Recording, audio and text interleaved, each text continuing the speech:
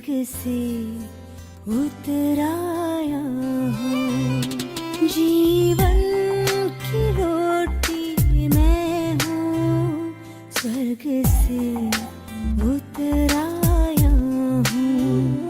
तुम में से जो भी मेरे पास आएंगे, तुम में से जो भी मेरे पास आएंगे।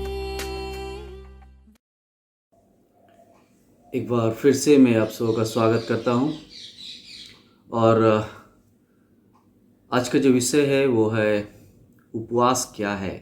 What is fasting, what is lent. मैं प्रियो उपवास का शाब्दिक व्याख्या यदि मैं करूं तो उपवास का अर्थ इस प्रकार से होता है। उप अर्थात ऊपर वाला, वास अर्थात वास करना, अर्थात ऊपर वाले के साथ वास करना। मेरे प्रियो, ये जो उपवास है इसे लोग अलग अलग ढंग से मनाते हैं या अलग अलग ढंग से उपवास करते हैं, अलग अलग तरीके से उपवास करते हैं।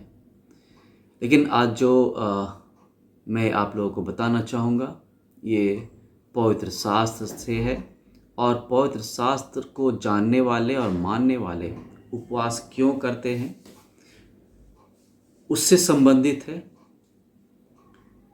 और मैं आशा करता हूँ कि आज का ये छोटा संदेश जब आप अंत तक सुनेंगे उसके बाद आप समझ पाएंगे कि परमेश्वर के साथ या ऊपर वाले के साथ, ईश्वर के साथ वास करने अर्थात उसके संपर्क में रहने के लिए आप किस प्रकार से इस उपवास को, इस लेंट के समय को इस्तेमाल कर सकते हैं।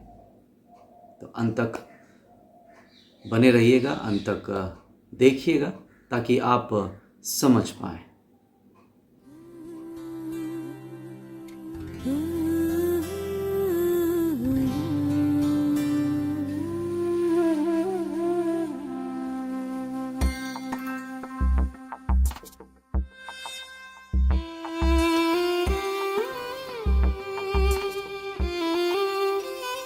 जीवन की रोटी मैं हूँ, स्वर्ग से उतराया हूँ। जीवन की रोटी। पवित्र शास्त्र में लिखा है, दूसरा कुरिन्थियों उसका 13 अध्याय उसके 5 और 6 पद में इस प्रकार से लिखता है, अपने आप को परखो कि विश्वास में हो कि नहीं। अपने आप को जांचो, क्या तुम अपने विषय में यह नहीं जानते कि यीशु मसीह तुम में है, नहीं तो तुम जांच में निकम्मे निकले हो। मेरे प्रियो, पवित्र शास्त्र बताता है कि हमें अपने आप को जांचने की आवश्यकता है, हमें अपने आप को परखने की आवश्यकता है कि हमारे अंदर मसीह है या नहीं। हमारे अंदर मसीह यदि है तो हमारे जीवन में, हमारे स्वभाव में, हमारे बोलचाल में मसीहियत दिखाई देगी। यदि हम ऐसे ही जीते चले जा रहे हैं, यदि ऐसे ही हम अपने जीवन को बिताते चले जा रहे हैं, तो ये हम कह सकते हैं कि हम जीवन बिता रहे हैं, हम बस जिए जा रहे हैं मरने के इंतजार में। लेकिन मेरे प्रिय, यदि हमारे अंदर मसीह है, यदि मसीहियत हमारे अंदर है, तो हम जीवन बिताते नहीं हैं, हम जीवन जीते हैं। अर्थात जीवन के अंत में क्या होगा ये हमें मालूम है और हम जीवन के लिए परमेश्वर को धन्यवाद देते हुए हम जीते हैं।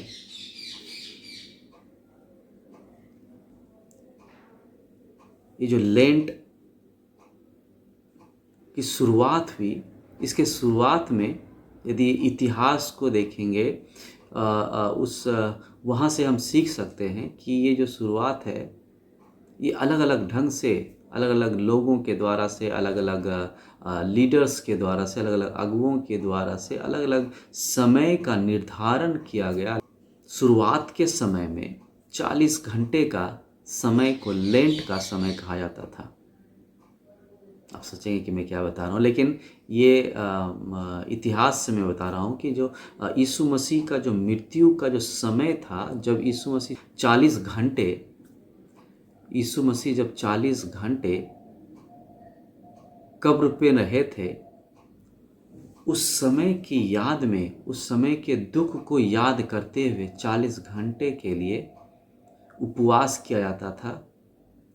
और 40 घंटे का जो लेंट का समय था, वो यीशु के उस समय को याद कराता था कि यीशु कब्र में पड़ा है आपके और हमारे पापों के कारण, वो मारा गया। और उसके बाद फिर तीसरी शताब्दी में 6 दिन के लिए लेंट मनाया जाता था। और फिर उसके बाद 800 ईस्वी में 40 दिन का लेंट की घोषणा हुई।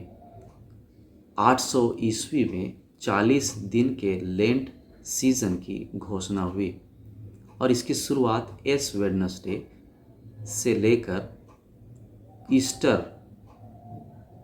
के बीच का जो 40 दिन है, इसमें निर्धारित किया गया। और इस 40 दिन के अंदर संडे का गिनती नहीं होता, रविवार की गिनती नहीं होती। 40 दिन जो एश वेडनेसडे से लेकर, अर्थात राख बुधवार, भस्म बुधवार से लेकर ईस्टर तक का जो समय है, इसमें जितने संडेज आते हैं, जितने रविवार आते हैं, इनकी गिनती नहीं होती। और संडे को हटा के, रविवार को हटा के 40 दिन की गिनती रखी गई। और ये जो 40 दिन रखा गया, ये यीशु के उस तैयारी के समय की याद में था, जब यीशु 40 दिन और 40 रात उस वीराने में, उस जंगल में, उस विल्डरनेस में अकेले प्रार्थना करने के लिए गए थे। और 40 दिन और 40 रात वो उपवास उन्होंने किया, अर्थात परमेश्वर की समीपता में वो रहे, परमेश्वर की नज़दीकी में रह के उन्होंने प्रार्थना किया, अर्थात परमेश्वर से बातचीत किया। और उसी की याद में ये लेंट अर्थात उपवास का ये जो समय है, ये फिक्स किया गया, अर्थात निर्धारित किया गया। मेरे प्रियो, मैंने इतिहास बताया और फिर वर्तमान में आपको समझने में मदद किया कि अभी हम जो मसीह लोग हैं, मसीह समाज जो है, ये लेंट 40 दिन का उपवास हम लोग मनाते हैं, उपवास करते हैं हम लोग। लेकिन मेरे प्रियो, मैं फिर से आपको बताना चाहूँगा कि हम लोग लेंट को लेंट की तरह, अर्थात उपवास को उपवास की तरह नहीं मनाते। ये दुख की बात है। हम अपने अपने तरीके से लेंट को मनाते हैं।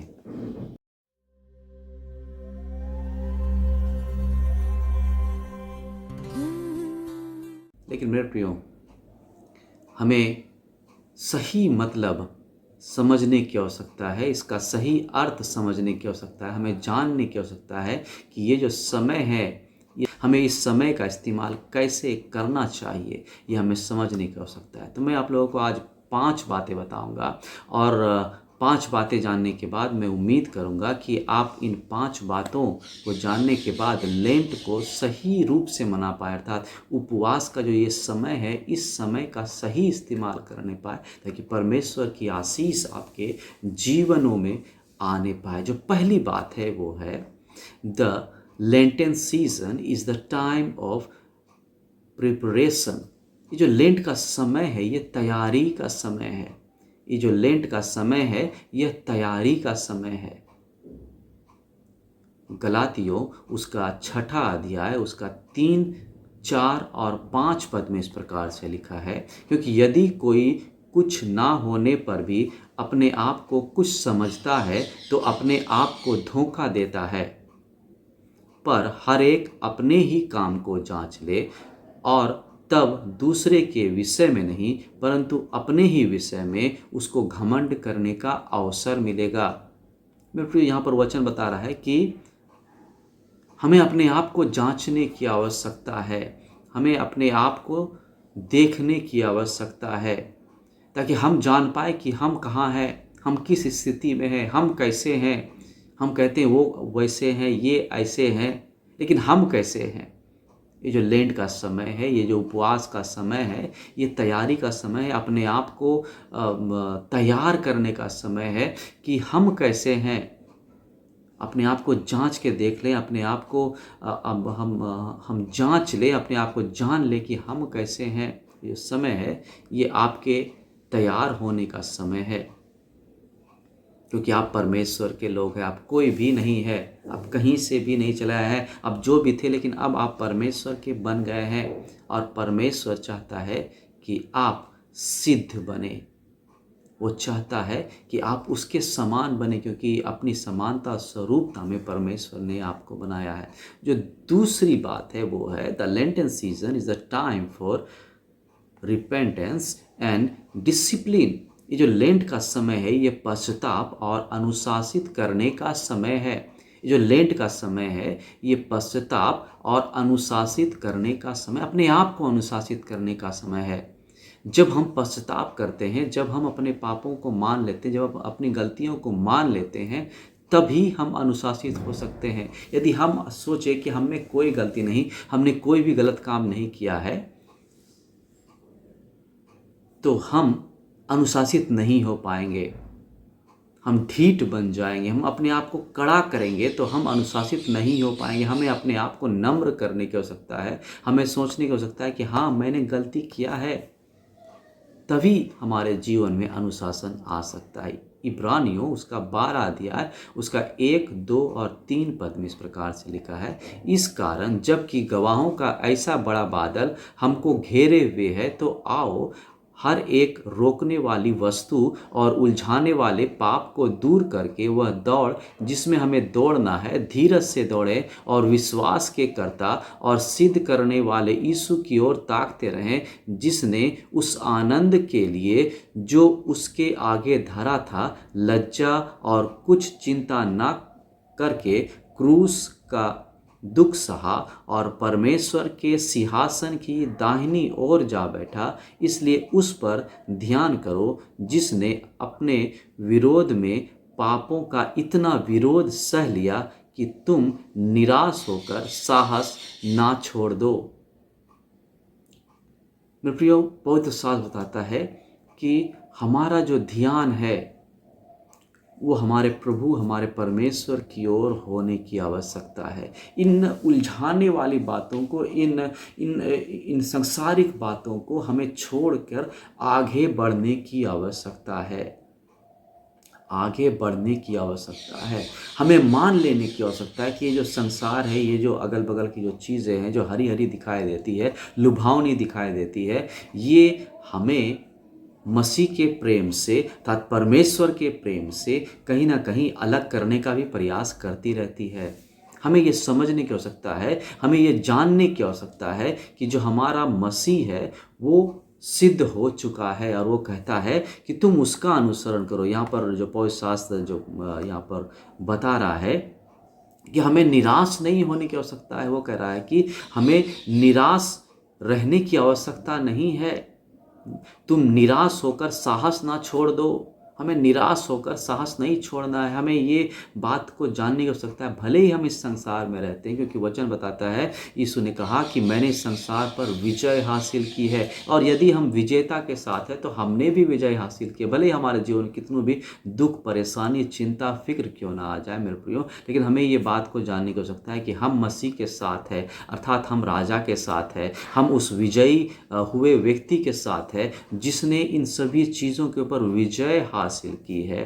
और वचन बताता है कि सिद्ध करने वाले यीशु की ओर ताकते। यीशु हमें सिद्ध कर सकता है, हमारा जो मसीह है वो हमें सिद्ध कर सकता है, अर्थात हमें विजयी बना सकता है। तो हम उसके साथ हैं, हम उसकी ओर देखते रहे, हम उसकी ओर अपनी निगाहों को लगाए रखें मेरे प्रियो। इस संसार में रहते हुए भी अपने आप को नियंत्रित करते रहें।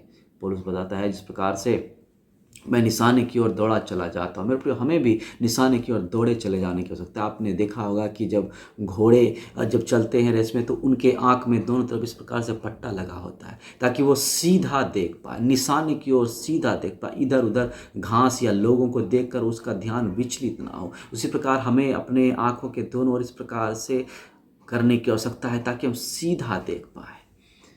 सीधे जाने के लिए सीधा देखने की आवश्यकता होती है।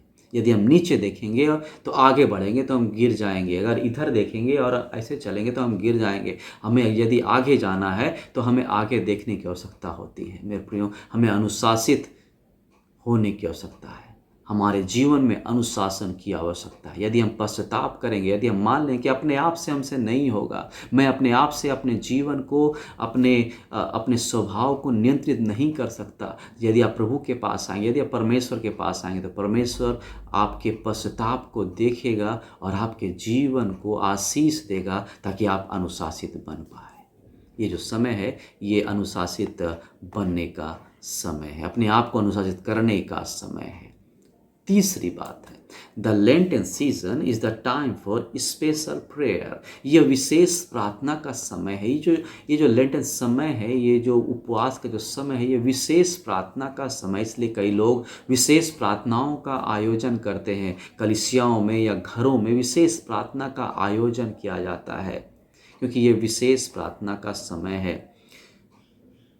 सेकंड क्रॉनिकल, दूसरा इतिहास, उसका 7वां अध्याय, उसका 14 पद इस प्रकार से लिखा है, तब यदि मेरी प्रजा के लोग जो मेरे कहलाते हैं दीन होकर प्रार्थना करे और मेरे दर्शन के खोजी होकर अपनी बुरी चाल से फिरे, तो मैं स्वर्ग में से सुनकर उनका पाप क्षमा करूंगा और उनके देश को ज्यों का त्यों कर दूंगा। वचन बताता है,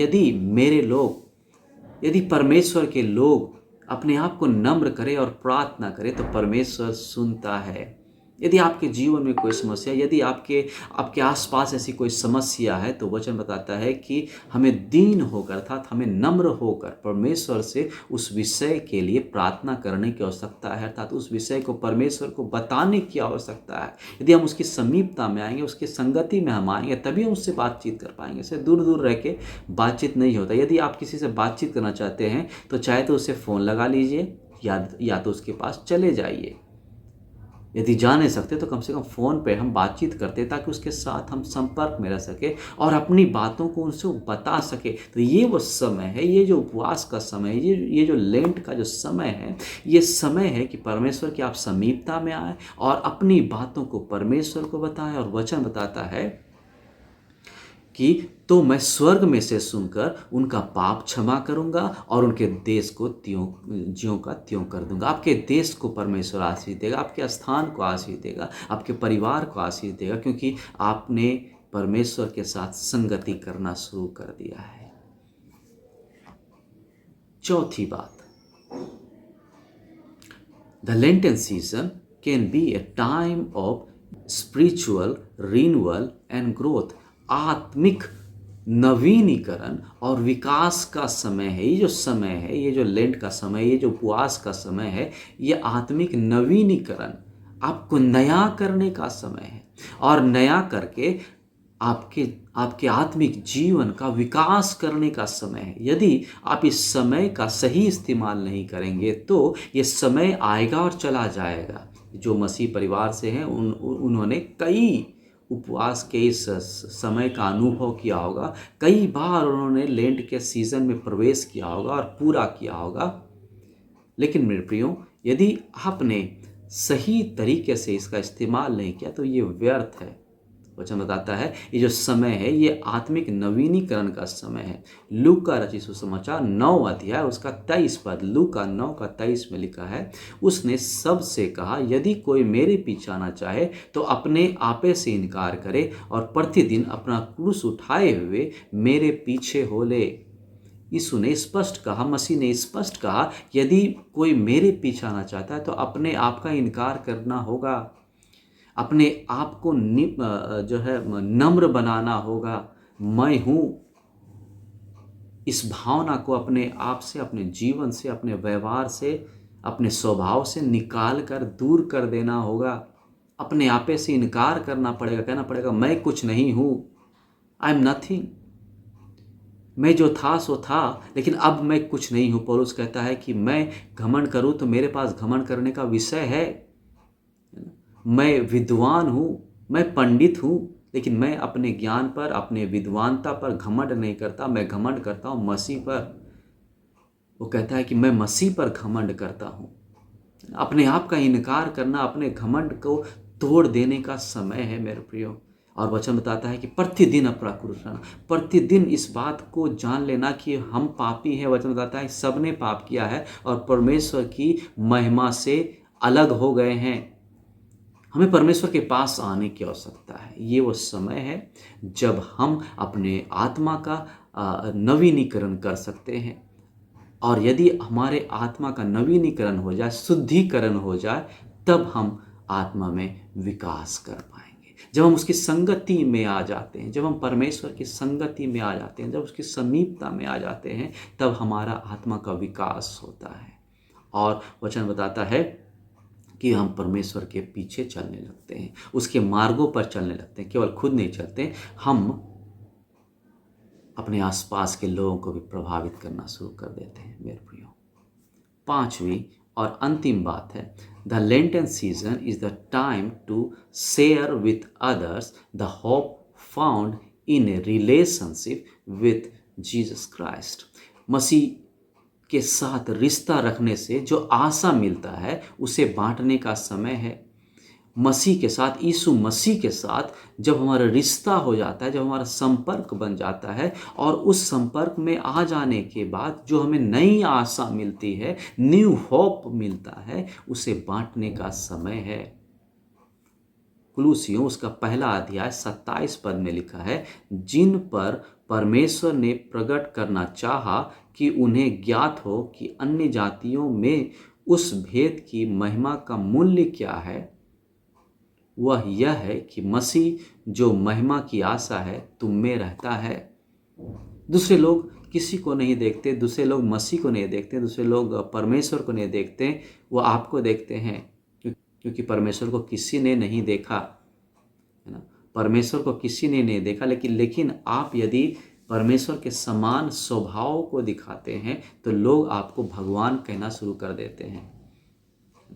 वो भगवान क्यों कहते हैं? क्योंकि उन्होंने आपके अंदर, आपके स्वभाव में अच्छी बातें देखी है, भली बातें देखी है, और आप भलाई करते हैं, लोगों की सहायता करते हैं, तो लोग भगवान कहना शुरू करते हैं, मतलब ईश्वर के समान आपको कहना शुरू करते हैं। प्रियो, हमें अपने जीवन में मसीहत को दिखाने की आवश्यकता है। यदि हमारे जीवन में मसीहत दिखाई देगा तो लोग मसीह के पास आना शुरू करेंगे। हम मुंह से कहते हैं मसीह ऐसा है, मसीह वैसा है, ठीक है, सब कुछ अच्छा है, कोई नहीं कहता कि मसीह बुरा है, लेकिन मसीह ही बुरे हैं लोग कहते हैं। किसी विद्वान ने कहा है, I like Christ but I don't like Christians. I like Christ but I don't like Christians. इसका मतलब है कि मैं मसीह को तो पसंद करता हूँ, लेकिन मसीहियों को पसंद नहीं करता, क्योंकि उनका जो स्वभाव है वो बिगड़ गया है। मेरे प्रियो, क्या हमारे लिए भी लोग ऐसा ही कहते हैं? क्या हमारे लिए भी लोग ऐसा ही करते हैं? हम जैसा करेंगे वैसा ही लोग देखेंगे, जैसा बोलेंगे लोग वैसा ही सुनेंगे, जैसे हमारा स्वभाव होगा लोग हमारे बारे में वैसा ही समझेंगे।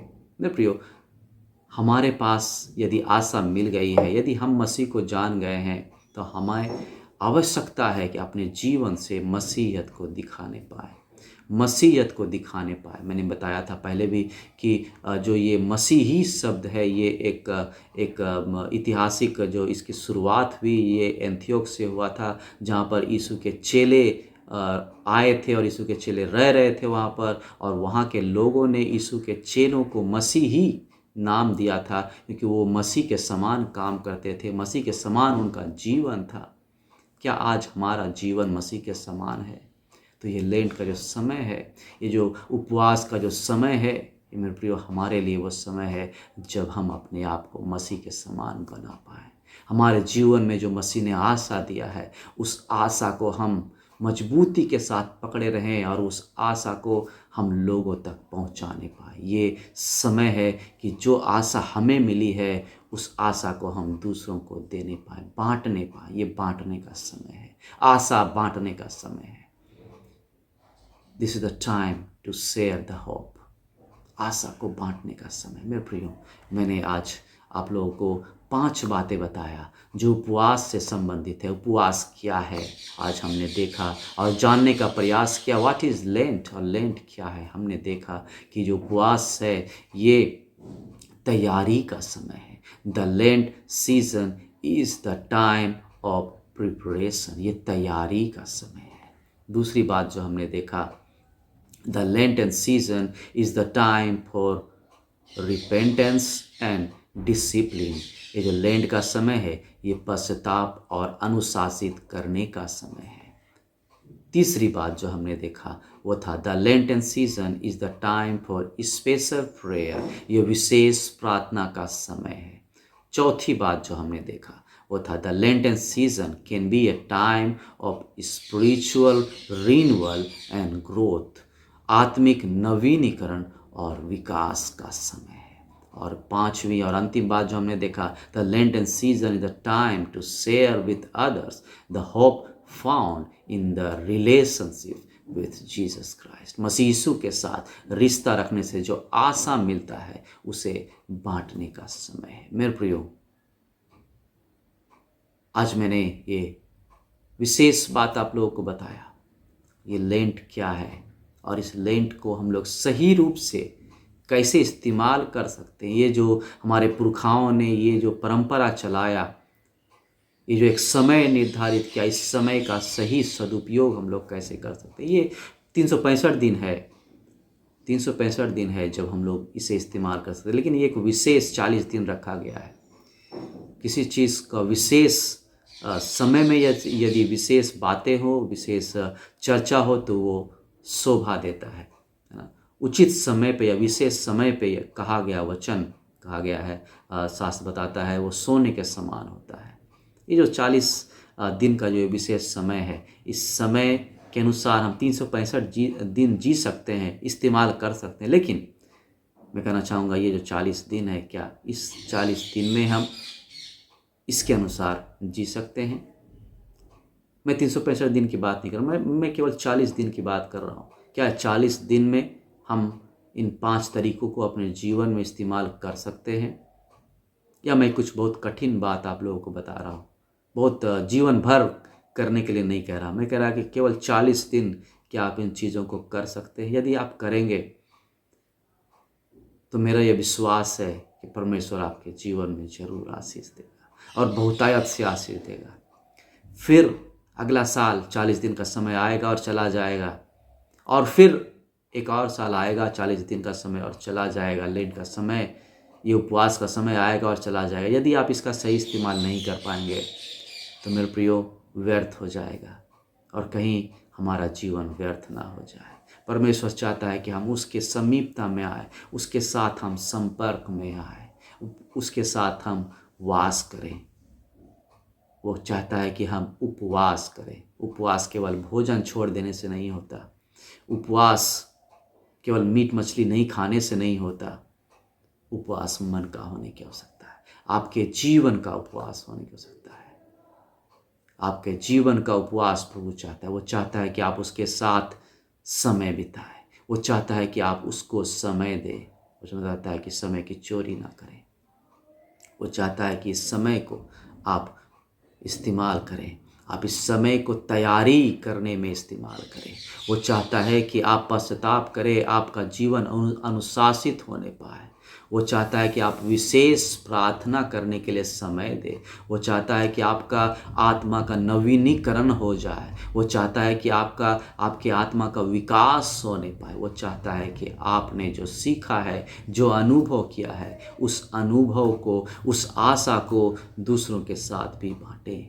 वो चाहता है कि आप उसके चेले बन जाए। वो चाहता है कि आप उसके चेले बनकर, आप उसके शिष्य बनकर, आप उसके डिसाइपल बनकर उसके स्वभाव, उसके जीवन को दिखाने वाले बन जाए। क्या इस समय को आप इस्तेमाल करेंगे? यीशु के साथ उपवास करने के लिए, परमेश्वर के साथ समय बिताने के लिए। तो मैं आशा करता हूँ और मैं प्रार्थना करता हूँ आप सबों के लिए कि परमेश्वर आप सबों की सहायता करें कि आप इस समय का सदुपयोग करने पाए, परमेश्वर के साथ समय बिताने पाए, आप उपवास का सही शब्दों में इस्तेमाल कर पाए। परमेश्वर आप सबों को आशीष दे। धन्यवाद।